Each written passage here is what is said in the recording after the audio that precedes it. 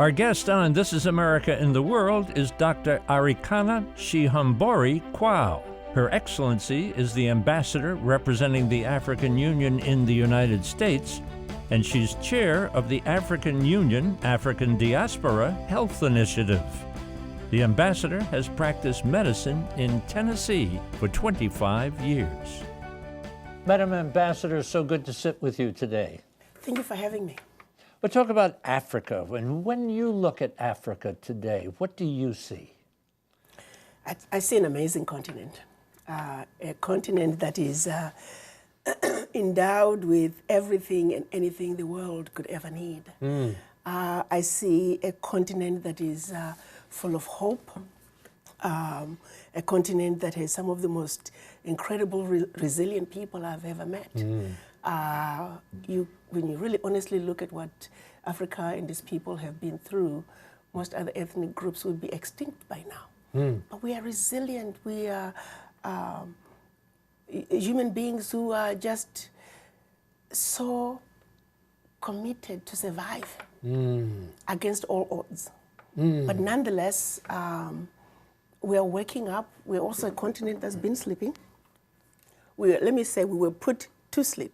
We were awake, and then we were put to sleep. Now it's time that we wake up back to our greatness again. What is the damage that has been sustained because of colonial rule and apartheid? Let's go back to, I guess, when you look at colonialism and when it was finally just organized in a way that we would then have the Africa that we have today. For Africa, I'll take it back to the Berlin Conference. That was held from November of 1884 to February of 1885. As you know, most people don't realize that the European nations were just haphazardly going into Africa and just stealing from the local people, and pretty soon they started stealing. The British would steal from the French, and the French would steal from the Spaniards. And pretty soon they were fighting each other. So the then Chancellor of Germany, Bismarck, in his efforts to prevent the European war on the African soil, he reached out to his sidekick, King Leopold of Belgium. And at that time, as you know, Belgium, King Leopold was wreaking havoc in the Congo. People are not aware that over 75% of the Congolese population was killed by Leopold. He actually claimed Congo was his own personal country. He owned it individually, not as Belgium. So you call Leopold and say, hey, we got a problem here. Can we come together and see if we can organize the manner in which we're going to loot from these people? So that's really how Berlin Conference was called together. So they brought all the countries that were making this mad rush into Africa so they could organize how they were looting the continent. So really, the Berlin Conference was not called for in order to make Africa better, but rather to see to it that they organize themselves so they can effectively exploit the Africans and also make sure that the continent and its people are forever defeated and dominated. Does the looting go on today? Oh, yes. The looting continues, but it has put on different clothes. Now, there's something else they did during the Berlin Conference. Because remember, after they had traveled around the continent, found some of the most powerful kingdoms with well-established educational and religious systems. I mean, the African people are just resilient. When you get to know the Africans, you understand the African spirit. And they knew that if they continued the same way they were going, they would never defeat the Africans. So they set in place a system of colonization and making the Africans believe that everything that was African was bad and everything that was European, particularly British and English, was better. So the seed of divide and conquer was also sown during the Berlin Conference. And they knew, just give it a generation or less, these people, not only are they going to be so divided, because they chopped us up into these small economies that really could never survive on their own. You take a country like Equatorial Guinea, Central African Republic, Malawi, Rwanda, Burundi, you know, they're economies that even if they struggle and begin to do better on their own, If the master decides you're becoming too smart, they're very easy to destabilize. Wow. And that's exactly what has been going on in our Africa. So Berlin Conference, people don't realize it was designed to see to it that the Africans are forever defeated. So for those who turn around and say, but Ambassador, don't talk about the Berlin Conference, it was a long time ago. And I'll say, as long as we have a country called Malawi, a country called Zimbabwe, a country called Central African Republic, all the African countries really for that matter, Berlin Conference is alive and well. Because that which they set out to do 123, 24 years ago, it's still in place. Nothing has changed. So how can they say Berlin Conference is a thing of history, don't talk about it? No, what's really sad and what should disgust the world is to say this policy was put in place 123 years ago and it is still in place and nothing has changed. But what's really worse is when you look at what France did to the Francophone countries in 1958, when they were living, quote unquote, leaving the continent, they gave the Francophone countries two choices. You can be independent with some affiliations to France, or you can be independent with no affiliations to France. Well, Guinea and Mali said, we are done with you, France, goodbye, leave us alone. That's how we had the first ever known union of any African states. They went into those two countries, took everything that they thought they had brought to them. History tells us they even took the last cup, teaspoon, chair, and proceeded to pour concrete into the sewage pipes, completely devastating the two economies, simply because they refused to be affiliated to France. But what they, and also the Sékou Touré, then president of Guinea at that time, he looked at the pact that France was making the Francophone countries sign. It was called the Pact for the Continuation of Colonization. He refused to sign it. How many countries in Africa? Now we are sitting at 14 Francophone countries that are still held on to this pact. So in the 50-some countries in Africa altogether, were they all colonized? Yes. By different countries? Different countries. The majority of the countries went to France, yes, Britain. We have Portuguese, we have Spanish, and those are the main ones. We used the word looting before. Yes. The looting continues to this day? To this day, it continues, but it has a different name. So tell me what the name is. Well, the exploitation of Africa continues. Again, let me go back to the Pact for the Continuation of Colonization, which is the biggest one.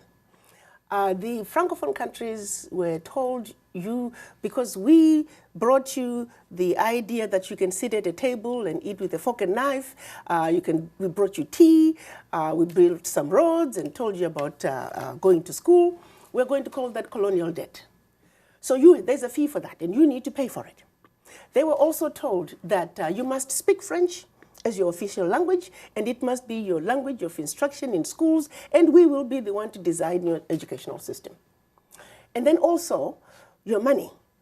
85% of your bank reserves, you will keep them, you'll deposit them with the French bank, and we will take that money and invest it in the French stock market, but we don't have to tell you what the returns are on your money. So collectively, all the Francophone countries that signed that pact, their funds, the 85% of their bank reserves, are invested under French name. Got to hold that because we're getting behind on a little break. We are talking with the ambassador who represents the African Union here in the United States. And Her Excellency is giving us an amazing look inside Africa back then and today. Sit tight. This is America and the World. This is America and the World is brought to you by Whittle School and Studios,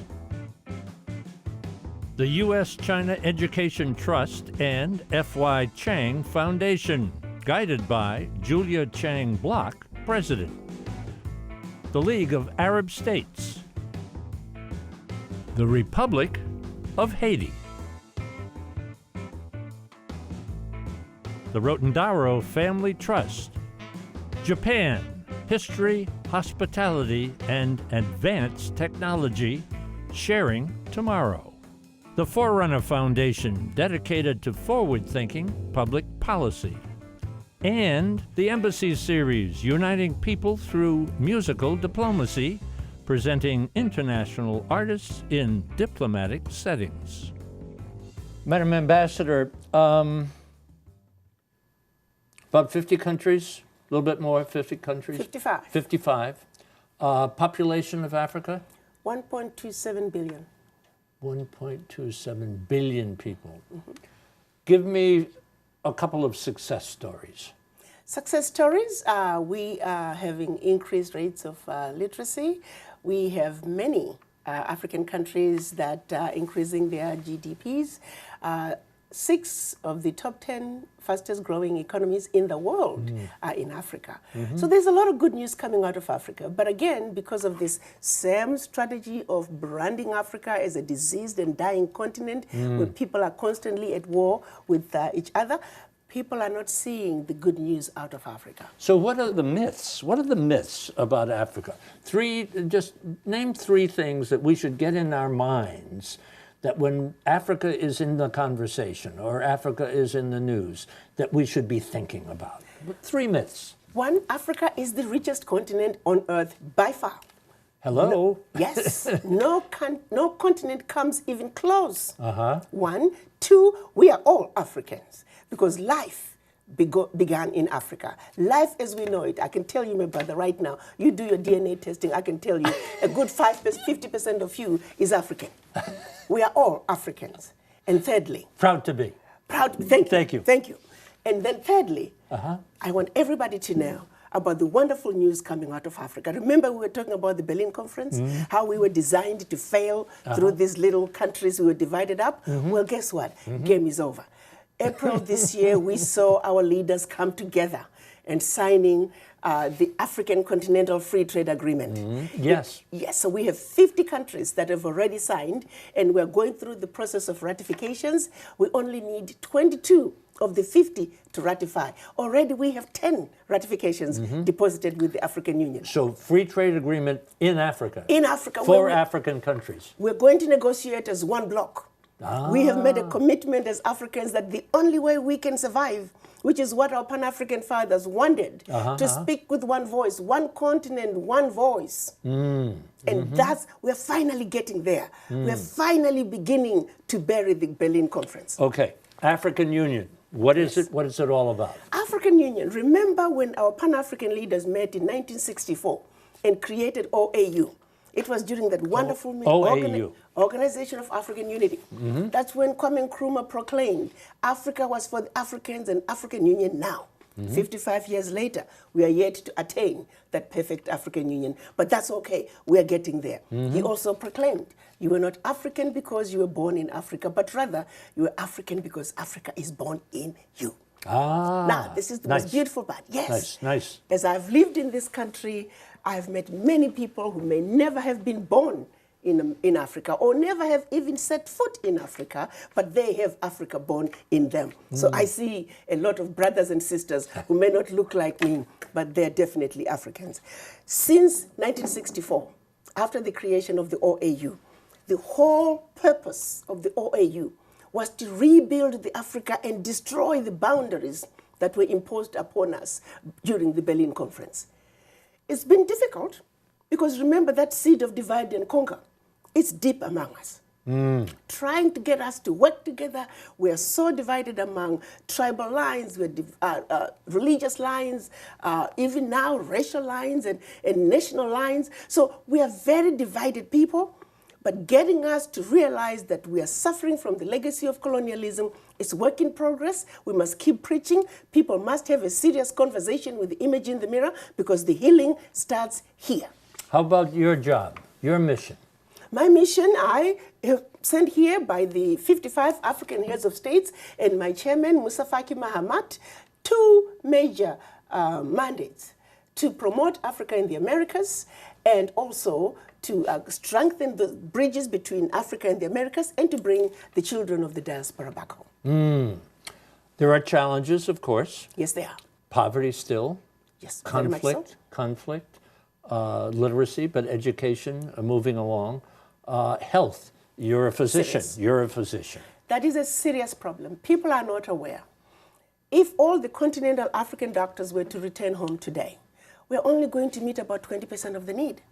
Africa needs at least 1.2 million doctors today. So as you can imagine, no amount of money put into healthcare in sub-Saharan Africa is going to deliver the desired results because the capacity is simply not there. There are more African doctors, Ghanaian African doctors, in New York City alone than in the whole country. The same is true with Nigeria and many other countries. The same is true with education and all other sectors. The capacity that Africa needs to take its rightful place on the world stage is in the diaspora. And this is because of the brain drain. Brain drain. And the brain drain goes back to starting with the ones that came across the Atlantic in shackles, followed by the ones who came across the Atlantic in search of greener pastures. The result is the only ingredient that is missing for Africa to move forward are its children. So that is why the African heads of states and the African Union Commission are committed to see to it that we repatriate, we reverse the brain drain. This is a heavy-duty sentence that I've picked up in some of your interviews, past interviews. It's not easy being a black person on Earth. It is not. Can you talk about that, please? In my own humble opinion, I like to say the most endangered species on Earth is the black man, followed by the black woman right above them. It doesn't matter. You just have to be. You simply just have to be. I can tell you one experience I had not even long ago. My daughter got married, and it was in Maine. And after the wedding, the wedding party wanted to go to a nightclub. Now, the only black people were my son, my daughter, and another guest, another young black girl. Anyway, and the rest, she married a white guy, so the wedding party was his friends from high school and college. Well, the young kids were already drunk. So when they were trying to get into the nightclub, there were about 15 of them. And the police were called. But my daughter heard them say, and my son is very tall. And so there's a tall black guy and a young lady in a pink dress. They were the only two black people. And when the police came, they wanted to talk to those two. But the question is, they're all here. So fortunately, one of the bridesmaid, she's a newly graduated Harvard lawyer, and she walked right up to the police and say, "I want you to know I'm a Harvard lawyer. I have you. I'm recording you. Go right ahead." So the police completely changed their demeanor. Sure. But what was called in were the two black people. Sure. They were not even drunk. It's the rest of the party that was drunk. But so you don't have to do anything. Sometimes you just have to be. Yeah. Just be yourself and you're in trouble. But really what gets me mad is, even on the continent, we get abused on our own land simply because of the color of our skin. So it's really something that I would like for people to stop and think about. When are we going to be free as black people? I want to insert one other thought into the conversation. And what we're talking about now is very important. You've been practicing medicine in Tennessee for 25 years? Yes. Yep. I read something which said, talking about African Americans and Africans in the United States, they're saying that it is very difficult and it is a daily task for a black person to fit into white society. Absolutely. But the question is, here's the way I look at it. Why should we even try to fit into anything? This is our world. I don't need to try to fit into anything. I just want to get along with you. Yeah. I don't need to try to fit into anything. Right. And if you don't want to get along with me, fine, have it your way. Right. We need to, the reason we feel like we should fit in is because we are coming into this conversation from a level of inferiority. Yeah. Why do we feel inferior? And a superiority on the part of the white. Thank you. So we're coming in feeling inferior, they're coming in feeling superior. There is no conversation between white and black. That needs to be addressed, and we must pull this bull by the horns. Us black people, we need to move up and realize that we're just as good as anybody else. And the white people need to get off their high horses and come down. So we can have a real meaningful conversation, much needed conversation. And that's part of why I'm here. Because I realize there's so much misunderstanding between Africans do not understand the Americans. The Americans do not understand the Africans. It gets in the way of trade. If you look at AGOA implementation, that simple legislation that is meant to help African businesses, we're not benefiting from it because when the African businesses hear about doing business in America, America is so hard.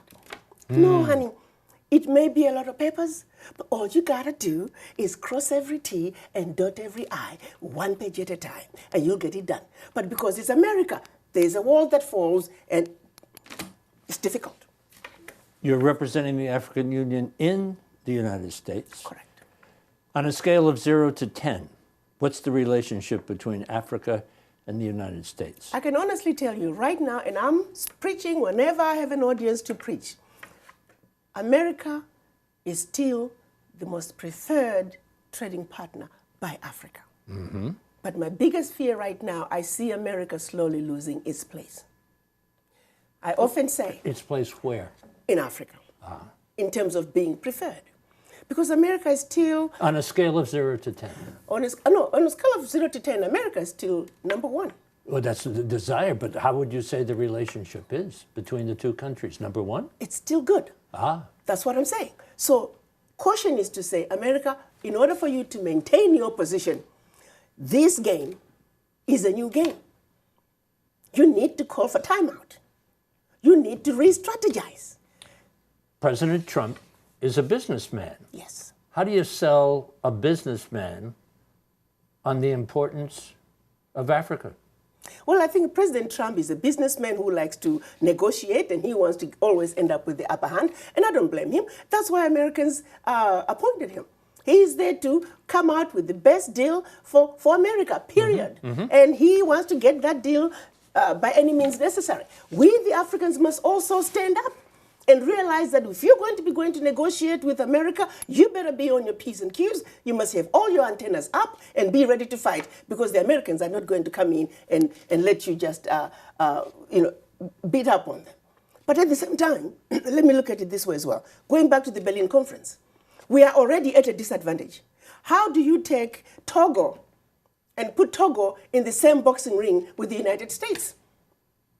You're taking a heavyweight fighter and putting them in the same ring with not even a lightweight fighter, but a wannabe boxer. This is the position that African countries are finding themselves in.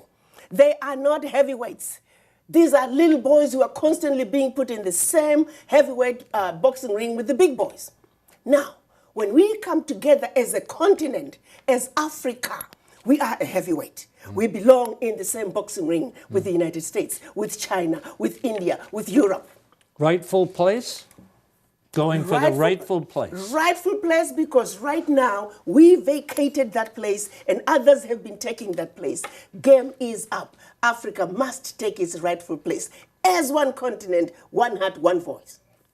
Will we see a new Africa? It's going to happen. Absolutely. It's on the way. I was talking to my chairman just last week. He told me January we'll have all the ratifications we need, and the African Continental Free Trade Agreement is moving, it's steaming right ahead. And the children of Africa are going to speak with one voice, and our Pan-African fathers from 1964, wherever they are in their graves, they are doing flips, because finally, Africa is going to be whole again.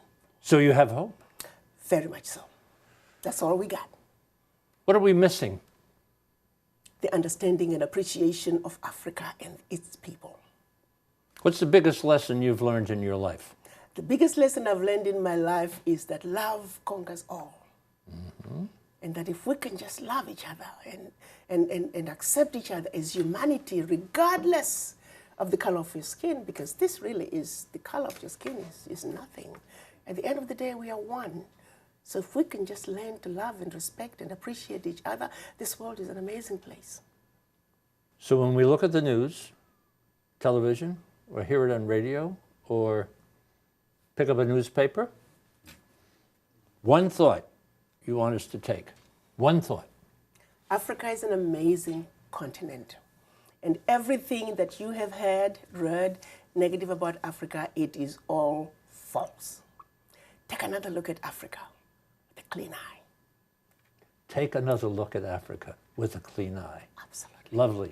Madam Ambassador, thank you so much for the education. Thank you so much. Thank you you for having me. Thank you. Thank you. For information about This Is America and the World, and to watch all of our programs, visit our website, thisisamerica.net, and look for us on Facebook and Twitter.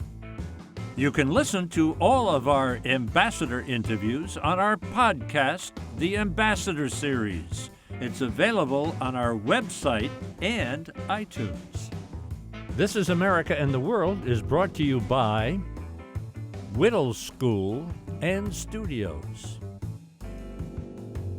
the U.S.-China Education Trust and F.Y. Chang Foundation, guided by Julia Chang Block, President, the League of Arab States, the Republic of Haiti, the Rotondaro Family Trust, Japan, History, Hospitality, and Advanced Technology, sharing tomorrow. The Forerunner Foundation, dedicated to forward-thinking public policy. And the Embassy Series, uniting people through musical diplomacy, presenting international artists in diplomatic settings.